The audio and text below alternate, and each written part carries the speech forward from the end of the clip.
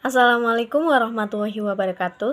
Perkenalkan, kami dari kelompok 10 akan mempresentasikan hasil diskusi kami yang berjudul Perkembangan Bahasa Melalui Hubungan Sekolah. Langsung saja masuk ke materi yang pertama, ada hubungan sekolah dan rumah. Keterlibatan orang tua dalam pendidikan akan diperlukan pada setiap jenjang pendidikan, terlebih lagi pada pendidikan anak usia dini, di mana anak masih baru memulai pembentukan karakter melalui pengembangan sikap, moral, agama, sosial, dan emosional. Pengembangan semua nilai-nilai tersebut hanya dapat dicapai secara maksimal dengan adanya kesinambungan antara pendidikan di rumah dan di sekolah, yang tentunya tidak dapat terlepas dari peran guru serta orang tua. Orang tua memiliki tanggung jawab sejak akal pikiran anak belum sempurna sampai mereka mampu bertanggung jawab terhadap perbuatan mereka sendiri. Dengan begitu, terlihat jelas bahwa keterlibatan orang tua atau lingkungan rumah dalam pendidikan anak merupakan hal yang mutlak dan harus dilakukan pada setiap lembaga pendidikan, sehingga mampu mengoptimalkan pencapaian perkembangan dan tujuan program pendidikan anak. Materi yang selanjutnya akan disambung oleh Mbak Safiria. Ya, selanjutnya ada faktor-faktor yang memengaruhi keterlibatan orang tua sebagai berikut. Yang pertama ada faktor personal orang tua, kepribadian. Orang tua sangat berpengaruh terhadap tindakan pengasuhan, sikap, keyakinan, dan pengetahuan orang tua mengenai pengasuhan memengaruhi perilaku orang tua terhadap kurangnya keterlibatan orang tua di kehidupan. Yang kedua ada faktor karakteristik anak, jenis kelamin memengaruhi pola asuh orang tua secara konsisten. Ayah lebih cenderung terlibat dalam pengasuhan anaknya yang berjenis kelamin laki-laki. Yang ketiga ada besar keluarga. Orang tua yang memiliki anak sedikit lebih sabar apabila dibandingkan dengan orang tua yang memiliki anak banyak.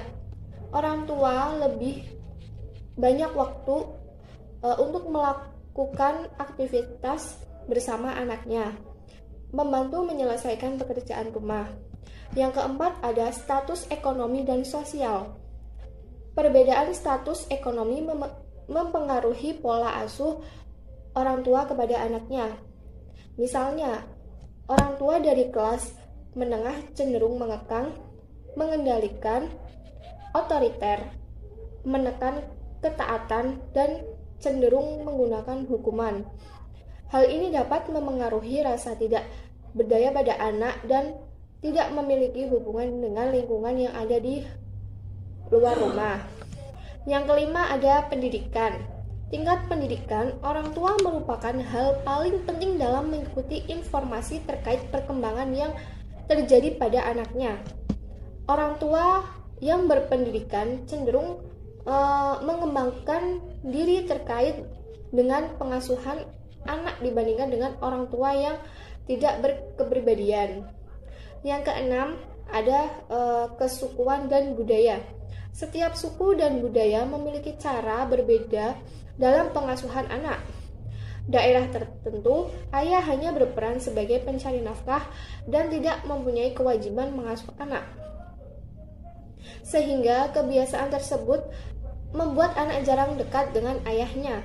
Berdasarkan penjelasan di atas, faktor yang memengaruhi keterlibatan orang tua dapat disimpulkan bahwa secara keseluruhan proses keterlibatan orang tua dapat disebabkan oleh beberapa faktor, seperti faktor personal orang tua, karakteristik anak, besar keluarga, status ekonomi dan sosial, pendidikan orang tua, serta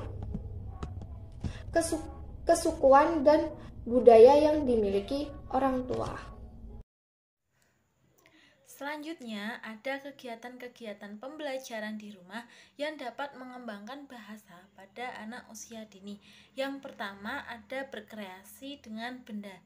Nah, pada kegiatan yang memungkinkan anak melakukan inovasi dengan menciptakan suatu dari benda-benda. Misalnya, anak menyusun balok-balok untuk membentuk rumah-rumahan atau bentuk lain sesuai imajinasi anak.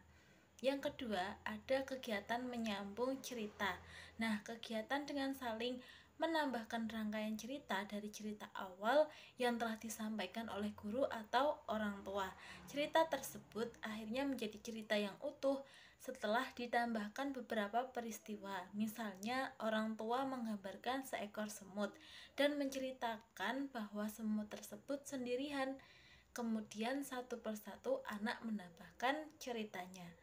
Yang ketiga ada permainan drama. Nah, kegiatan imitasi yang dilakukan oleh anak untuk menjadi orang lain, hewan atau tanaman, serta dapat mengembangkan emosi anak untuk dapat berperilaku seperti model yang ditiru. Misalnya, anak dapat berperan sebagai guru dan melakukan kegiatan seolah-olah sedang mengajar di kelas. Nah, selanjutnya yang keempat ada kegiatan bergerak aktif dan inovatif. Kegiatan merupakan otot kasar atau motorik kasar. Misalkan satu anak orang melakukan gerakan seolah-olah sedang memasukkan bola kering seperti seorang pembasket. Kemudian anak yang lain mengikutinya. Yang terakhir ada kegiatan menghadirkan sebuah pertanyaan yang kreatif. Pertanyaan ini tidak bersifat tertutup, artinya memungkinkan anak untuk menjawab dengan bebas. Karena jawaban yang dibutuhkan tidak hanya terbatas ya atau tidak. Misalnya, pertanyaan bagaimana perasaanmu saat melakukan kegiatan di rumah. Setelah anak menjawab, dapat diberikan lagi pertanyaan mengapa, maka anak akan mengembangkan jawaban yang diucapkannya. Terima kasih. Saya Nur Afni Serliana, NIM 2418027. Nah, saya akan menjelaskan tentang contoh kesuksesan hubungan rumah sekolah. Guru dan orang tua memiliki peran yang sangat penting dalam perkembangan bahasa anak. Keduanya ini harus saling berhubungan. Nah, dengan hal tersebut dikarenakan agar adanya kesinambungan perkembangan bahasa anak ketika di sekolah dan di rumah. Nah, bentuk hubungan ini bisa dilakukan dengan cara kerjasama dan komunikasi yang dilakukan orang tua dengan guru kelas, sehingga orang tua bisa mengetahui aktivitas dan perkembangan bahasa anak ketika di sekolah. Misalnya, ketika di sekolah, anak sudah mendapatkan pembelajaran ataupun rangsangan untuk perkembangan bahasanya, entah itu melalui kegiatan main peran, bercerita, kegiatan berdiskusi, ataupun melalui permainan-permainan lainnya. Nah, nantinya ketika di rumah, orang tua hendaknya juga harus memberikan stimulasi untuk perkembangan bahasa anak.